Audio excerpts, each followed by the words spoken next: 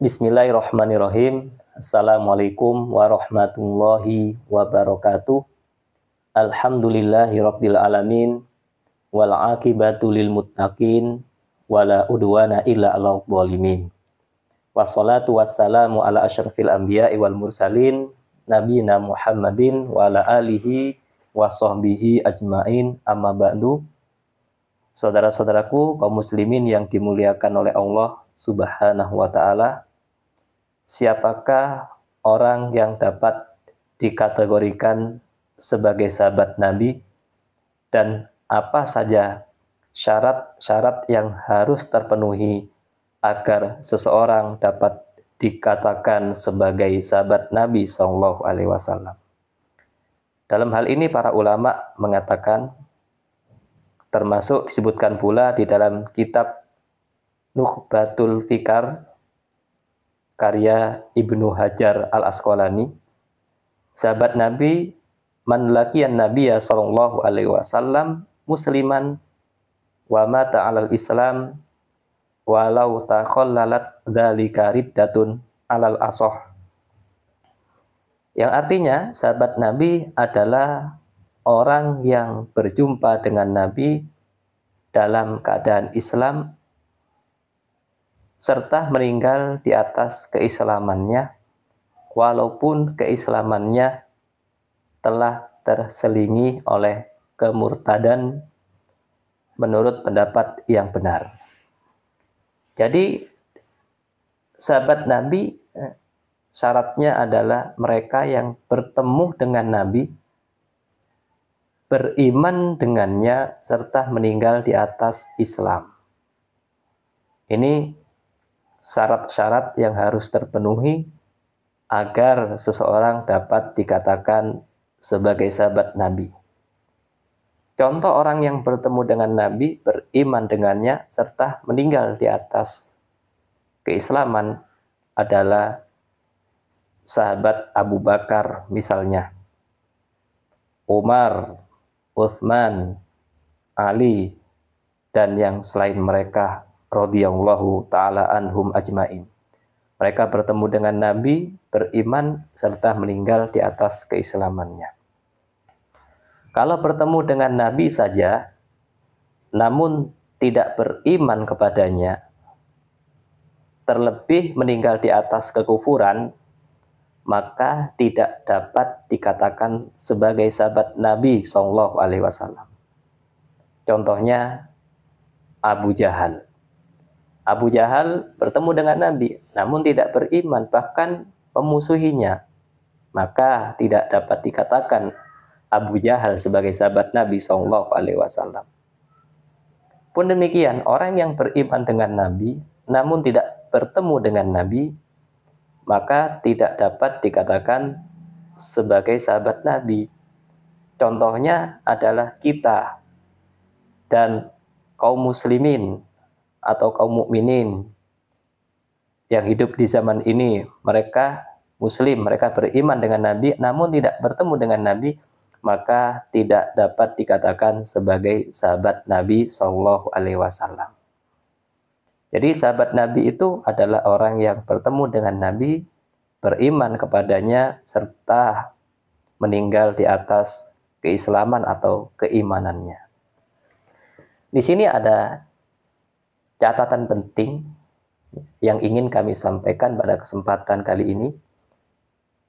Catatan yang pertama, hal ini menunjukkan kekhususan Nabi SAW. Bayangkan orang hanya bertemu dengan Nabi, kemudian beriman kepadanya, serta meninggal di atas keislamannya, sudah dapat disebut sebagai sahabat. Beda dengan kita. Kita tidak bisa mengatakan orang lain sebagai sahabat kita hanya sebatas pernah ketemu. Kalau menurut kita, sahabat kita adalah orang yang bertemu dengan kita, akrab, bahkan sering bertemu, sering bercengkrama, maka dapat dikatakan sebagai sahabat kita. Kalau sekedar bertemu dengan kita, maka kita tentu tidak akan menganggap dia sebagai sahabat kita. Hal ini tentu berbeda dengan Nabi. orang bertemu saja, sekilas saja bertemu dengan Nabi, masuk Islam dan meninggal di atas keislamannya, sudah dapat disebut sebagai sahabat Nabi. Ini menunjukkan akan kekhususan Nabi Shallallahu Alaihi Wasallam. Ini catatan yang pertama. Catatan yang kedua, kalau orang bertemu dengan Nabi sebelum Nabi diangkat menjadi seorang Nabi dan Rasul, ya. Sebelum Nabi diangkat menjadi seorang Nabi dan Rasul, bertemu dengan Nabi, kemudian waktu beliau Shallallahu Alaihi Wasallam diangkat menjadi Nabi, orang tersebut telah meninggal, maka tidak dikatakan sebagai sahabat Nabi. Karena pada waktu itu Nabi belum diangkat menjadi Nabi Shallallahu Alaihi Wasallam. Ini catatan yang kedua. Catatan yang ketiga, yang dimaksud berjumpa dengan Nabi adalah yang pernah berkumpul meskipun tidak melihat Nabi. Jadi berkumpul, ya, bertemu Nabi meskipun tidak melihat Nabi, namun selain berkumpul dia beriman dan meninggal di atas keimanannya atau keislamannya, maka dikatakan sebagai sahabat Nabi. Contoh orang yang pernah berkumpul, bertemu Nabi, beriman kepadanya, meninggal di atas keislamannya, namun tidak bisa melihat Nabi, adalah sahabat Abdullah ibnu Ummi Maktum, sahabat Nabi yang buta. Berkumpul, beriman, meninggal di atas keimanannya, namun tidak melihat Nabi karena buta, maka tetap dapat dikatakan sebagai sahabat Nabi Shallallahu Alaihi Wasallam. Ini catatan yang ketiga. Catatan yang keempat, kalau orang bertemu dengan Nabi dalam mimpi, padahal tidak sezaman dengan Nabi, contohnya kita misalnya, kita mimpi ya, bertemu dengan Nabi. Jadi bertemu dengan Nabi dalam mimpi, bukan dalam dunia nyata. Maka kita tidak dapat dikategorikan sebagai sahabat Nabi. Dan ini tentu bukan kemuliaan. Jangankan bertemu dalam mimpi. Abu Jahal, Abu Lahab itu bertemu dengan Nabi dalam keadaan nyata, namun tidak beriman. Jadi syaratnya harus bertemu langsung. Kalau bertemu dalam mimpi, padahal tidak satu zaman, maka tidak bisa dikatakan sebagai sahabat Nabi. Kemudian catatan berikutnya